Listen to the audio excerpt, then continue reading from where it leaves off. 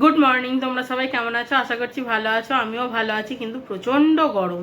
যেমন রোদ তেমন গরম। এই গরমে যদি জিজ্ঞেস করো কেমন আছি, তাহলে বলবো ভালো নেই। আর যদি এমনি শারীরিক দিক থেকে যদি জিজ্ঞেস করো, তাহলে বলবো ভালো আছি। আমি আমার আজকের ব্লগটা এখন থেকে স্টার্ট করছি।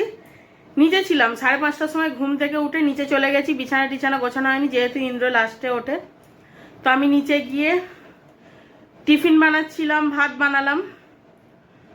ভাতটা মা উনুনে করে দিয়েছে, বাদ বাকি রান্না গ্যাসে করেছি আমি। আর তোমাদের সাথে আজকের লাঞ্চ মেনুটাও শেয়ার করতে পারলাম না। তো ইন্দ্রকে গুছিয়ে দিয়েছি টিফিন, ও নিয়ে অফিসে বেরিয়ে গেছে। আর ছাতু করে দিয়েছিলাম, ছাতু খেয়ে বেরিয়ে গেছে। আর আজকের আমাদের লাঞ্চে হয়েছে খুব বেশি রিচ কিছু হয়নি, হালকার ওপরেই হয়েছে।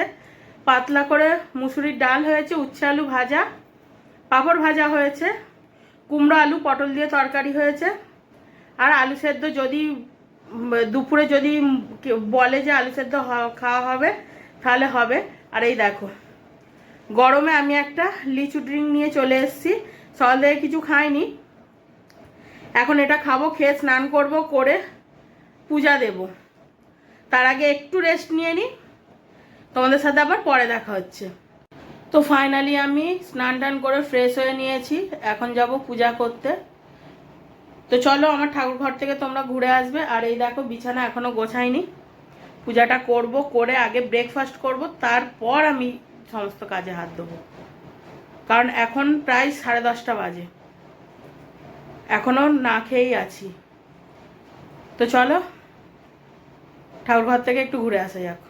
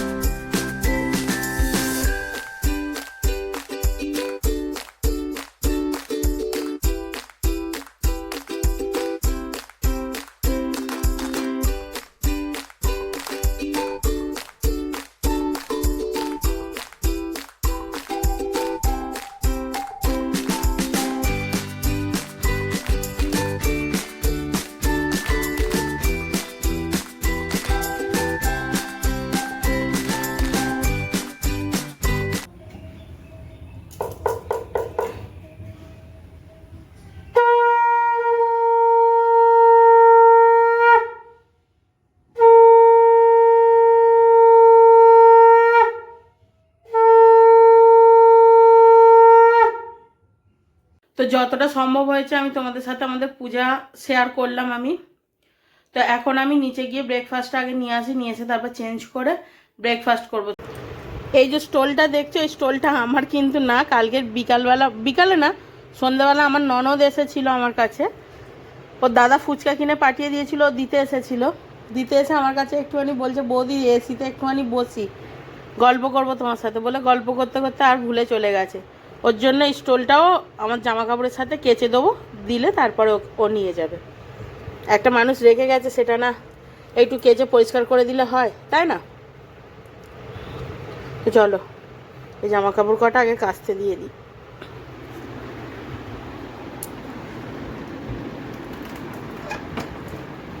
কিছু জামা কাপড় কাচা হয়েছে, সেগুলো এখন বাইরে মেলা আছে। আর এই যে এইটা পর্দা, মানে বাবা সেলাই করে দিয়েছে, যেহেতু বাবা সেলাই মেশিনের কাজ জানে। এই পর্দাটা অনেক দিন হয়ে গেল এখানে আছে, পর্দাটার আর কোনো ব্যবস্থা করা হচ্ছে না। ইন্দ্রকে কবে থেকে বলছি পর্দা লাগানোর, যে ওগুলোকে কি বলে আমি ঠিক জানি না, আনতে বলছি, ও প্রত্যেক দিন ভুলে যাচ্ছে। দেখি জামা কাপড়গুলো যদি শুকনো হয়ে যায়, তুলে নিয়ে গিয়ে ভাঁজ করব। আগে এই জামা কাপড় কটা কাচতে দিয়ে দিই। তোমাদের একটা কথা বলে রাখি, এই যে ওয়াশিং মেশিনটা দেখছো, এই ওয়াশিং মেশিনটা কিন্তু আমার কেনা না, ইন্দ্রর অফিস থেকে গিফট পেয়েছে। এখানে দেখো মাইক্রোওভেনটাও আছে, মাইক্রোওভেনটাও ও গিফট পেয়েছে। এগুলো একটু সাজাতে হবে, গোছাতে হবে, ওপরেই গোছাবো। তো এইখানটায় পরিষ্কার পরিচ্ছন্ন করে তারপরে গোছাবো। এই যে গ্যাস ওভেনটা দেখছো, এটাও কিন্তু ও গিফট পেয়েছে। ও গিফটের অনেক কিছু পেয়েছে। টিভি পেয়েছে, যেটা আমার ভাসুরের ঘরে এখন লাগানো আছে। আর হোম থিয়েটার পেয়েছে। এই বছর দিওয়ালিতে এটা গিফট পেয়েছে। মোটামুটি আমাদের ইলেকট্রনিক্সের বেশিরভাগ জিনিস গিফট পাওয়া।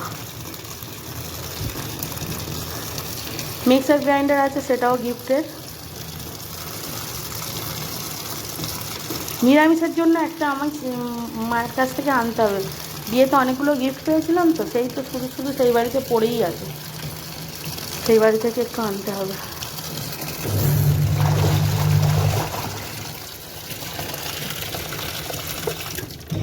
ট্যাঙ্কের জল আমি যখন 10টার সময় স্নান করছি তখনই গরম হয়ে গেছে। যা ইন্দ্রের এই প্যান্টটাও দিয়ে দিই।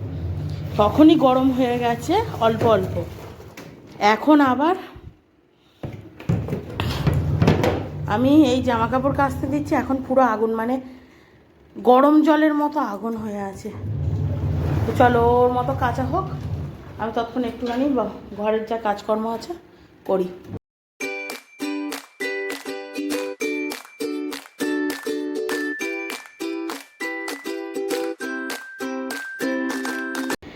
জামা কাপড় কটা বাইরে থেকে তুলে নিয়ে চলে এলাম, শুকনো হয়ে গেছে। এগুলো এখন ভাঁজ করব, তারপরে বিছানা গোছাবো, তারপরে একটু রেস্ট নেব।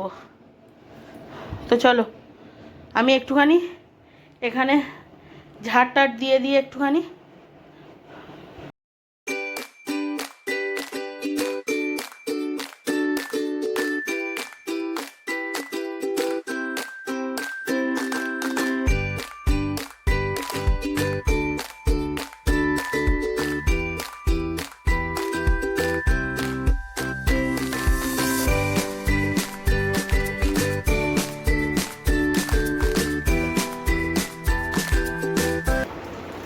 আমার চোখ মুখ দেখে বুঝতেই পারছো, সবে মাত্র ঘরটার একটু পরিষ্কার করলাম।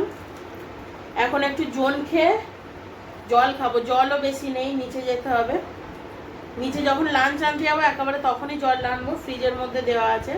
একটু জল মুখে দিই, দিয়ে তবে জল খাবো।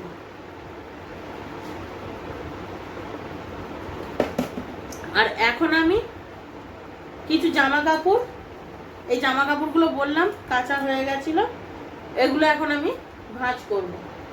তো চলো জামা কাপড়গুলো একটু ভাঁজ করে ফেলি।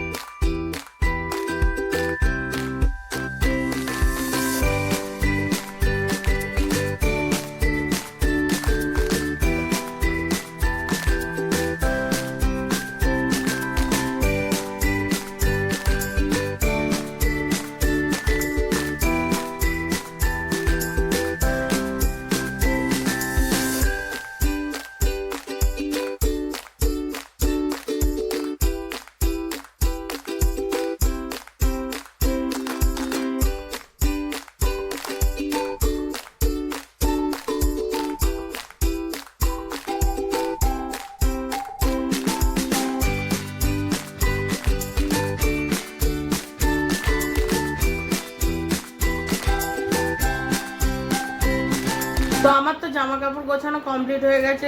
আমি এখন ওখানে রাখবো জামা কাপড়গুলো। জোয়ান খেয়েছি বলে ঢেকে উঠলো। ওখানে রাখবো জামা কাপড়গুলো, রেখে তারপরে একটু রেস্ট নিয়ে নিচে যাব, গিয়ে আমার লাঞ্চটা নিয়ে আসবো। নিচে সবার খাওয়া কমপ্লিট হয়ে গেছে, আমি একা বাকি আছি। কারণ আমি দেরি করে ব্রেকফাস্ট করেছি, পূজা করছিলাম। তো নিচে যাব, গিয়ে লাঞ্চটা নিয়ে এসে খেয়ে দিয়ে একটু রেস্ট নেব মানে শুয়ে একটু হয়তো এডিটের কাজ করব, বা ঘুম পেলে ঘুমাবো, কিছু একটা করব। তো তোমাদের সাথে আবার পরে দেখা হচ্ছে। গুড ইভিনিং বন্ধুরা। এইমাত্র আমি সন্ধে দিয়ে এলাম। দোকানে প্রথমে দিয়েছি, তারপর ঘরে সন্ধে দিলাম, দিয়ে এইমাত্র এলাম।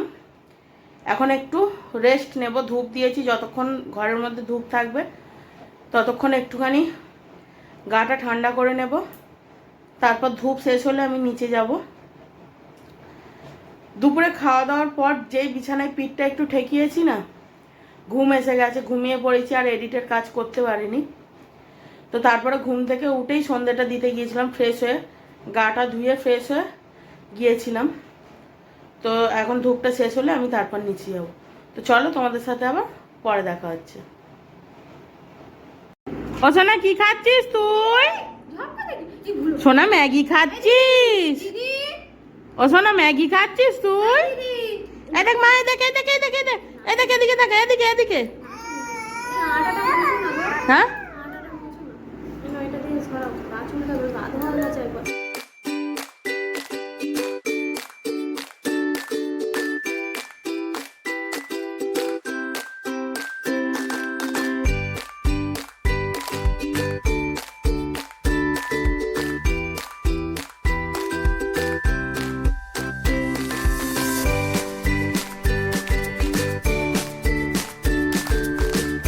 এখন ঘড়ির কাঁটায় বাজে 10টা বাজতে 10 মিনিট বাকি। এইমাত্র আমি নিচে বাবাকে আরও সবাইকে খেতে দিয়ে খাবার নিয়ে ওপরে এলাম।